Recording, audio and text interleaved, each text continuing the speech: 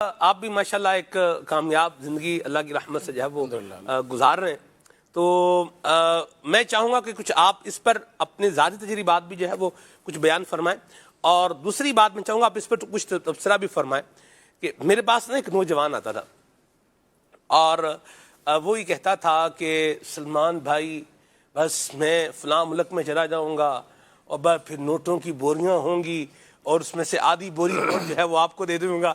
یعنی وہ جسے خالد بھائی نے جو بتایا تھا کہ وہ ایک اس پر محیر العقول جو ہے وہ باتیں اگر یعنی یوں ان ایکسپیکٹڈ باتیں جو ہے وہ یوں کرتا تھا. یار آپ کس حال میں ہے اللہ بہتر جانتا ہے کس حال میں ہے، کوئی رابطہ تو بہرحال نہیں ہے. یہ ذرا تھوڑا اس پر بھی ارشاد فرمائیں کہ جو یہ سوچ رہے ہوتے ہیں کہ یار یہاں تو کچھ بھی نہیں ہے اور باہر جائیں گے تو نوٹوں کی بوریاں جو ہے وہ وہاں سے ملیں گی اور آدھی بوری اس کو دے دیں گے تو تھوڑی اس میں سے اس کو دے دیں گے. کیا کہیں گے آپ؟ صحیح کہہ رہے ہیں. مجھے بھی تقریباً 10-12 سال تو پاکستان سے باہر ہو گئے جی، اور واقعی ایسا ہی ہے کہ لوگ یہ سمجھتے ہیں کہ جیسے ہم اگر ملک سے باہر نکلتے ہیں کمانے کے لیے UK، یورپ، امریکہ، کینیڈا یا خلیجی ممالک کا رخ کرتے ہیں جی، تو وہاں ہم اتنا کمائیں گے کہ بس یہاں بھی بلے بلے ہوگی اور پاکستان میں بھی بہت اچھا بھیجنے میں کامیاب ہو جائیں گے. لیکن ڈیپینڈ کرتا ہے کہ اس کی خود کی سچویشن کیا ہے، وہ کتنا پڑھا لکھا ہے اور وہ کس جگہ جا رہا ہے. بعض اوقات یہاں سے بیچارے 5-5، 10-10، 15-15 لاکھ قرضہ لے کے ویزے لگواتے ہیں اور ویزے لگوا کر جب وہاں پہنچتے ہیں تو ان کی حالت ابتر ہوتی ہے. یہاں آنے سے پہلے تھوڑے دنوں پہلے مجھ سے ملنے کے لیے ایک اسلامی بھائی آئے اور بیچارے نے اپنی کیفیت بیان کی. حالانکہ یوں دیکھنے میں ویل سیٹ تھا لیکن کہنے لگا بلال بھائی حال یہ ہے کہ میں دن میں ایک وقت کھانا کھاتا ہوں. اللہ اکبر. اس لیے کہ کماتا اچھا ہوں لیکن مجھ پر ذمہ داریاں اتنی ہیں کہ میں پورے دن میں 24 گھنٹے میں ایک وقت کھانا کھاتا ہوں. تو جو لوگ یہ سمجھتے ہیں کہ وہاں پیسے کی بوریاں ہیں اور وہاں درختوں میں جو ہے وہ نوٹیں اگتی ہیں، تو ایسا نہیں ہے. بڑی مشکل زندگی ہے، خصوصاً جہاں کی میں بات کر رہا ہوں. ویدر کا اتنا بڑا فرق ہے اور جو بیچارہ اتنا اچھا پڑھا لکھا نہیں اور وہاں جا کر جب اس کو آؤٹ ڈور کام کرنا پڑتا ہے نا، اس کی حالت دیکھنے والی ہوتی ہے. 12-12 گھنٹے کی جابز اور 48 ڈگری اور 50 ڈگری میں کام کرنا پڑے اور یہ بتائیں کہ حالت کیا ہو اس وقت. ایسے شخص کو اگر خدا نخواستہ کرونا وائرس ہو جائے نا تو وہ 2 دن زندہ بھی نہیں رہتا.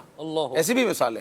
یعنی جوان شخص ہے لیکن چونکہ سارا دن دھوپ میں کام کرتا ہے تو امیون سسٹم، جی آپ سمجھ سکتے ہیں نا. جی بالکل. اور وہ کسی کا تو اسٹرانگ ہوتا ہے لیکن اب ہر ایک کے پاس ایسی چیزیں بھی نہیں ہیں کہ وہ اپنے آپ کو اتنا اچھا اور مضبوط لے کے چل سکے.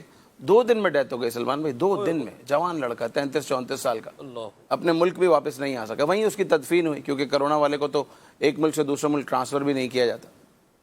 تو کہنے کا مقصد یہ ہے کہ ایسا نہیں ہے کہ آپ جیسے ہی ملک سے باہر نکلیں گے تو وہاں لوگ آپ کا انتظار کر رہے ہیں ایئرپورٹ پر کہ آپ آئیے، کارپیٹ بچھائے آپ کے لیے، ریڈ کارپیٹ آئیں اور آپ آفس کی کرسی پہ بیٹھیں اور کمانا شروع کر دیں. ایسا نہیں ہے. اس کے پیچھے بڑی محنت ہے، مشقت ہے اور اللہ تعالیٰ کا فضل بھی یقیناً. پروردگار عز و جل ہر اپنے بندوں میں ہر ایک پر کرم فرماتا ہے.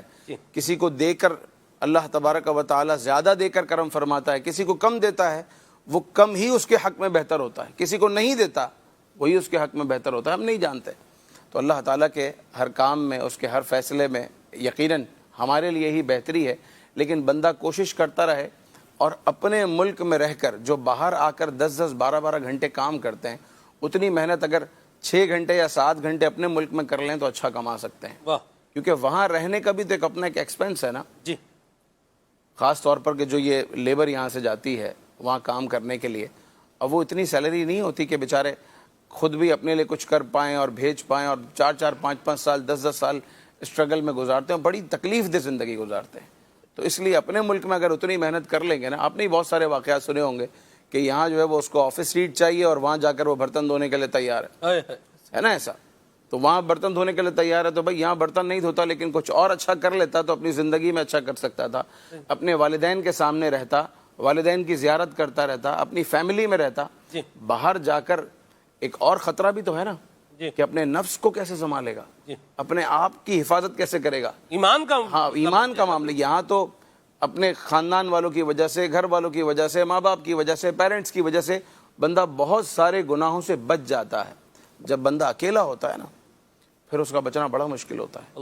تو ایک طرف سے تو وہ فائنینشلی اسٹرانگ نہیں ہو پا رہا اور دوسری طرف سے اس کو یہ نفسانی خواہشات، بعض اوقات شراب کی عادت لگ جاتی ہے. اس لیے کہ وہ جس روم میں رہتا ہے، جس کمرے میں رہتا ہے، اس کمرے میں 5-6 لوگ ہیں جس میں سے 3 آدمی شراب پیتے ہیں. مجھے بتائیے کہ وہ جوان شخص جس کے اندر اس طرح کے شوق ہو, گانے سننے کا شوق لگ جاتا ہے, معاذ اللہ زنا کی طرف چلا جاتا ہے, بہت بڑے بڑے گناہوں کی طرف آدمی چلا جاتا ہے, تو اپنی فیملی میں رہے, اپنے گھر میں رہے, اور یہاں رہ کر ہی اگر کچھ کر لے تو وہ بہت اچھا ہے. اللہ تعالیٰ ہر ایک کو اچھا رزق عطا فرمائے. آمین.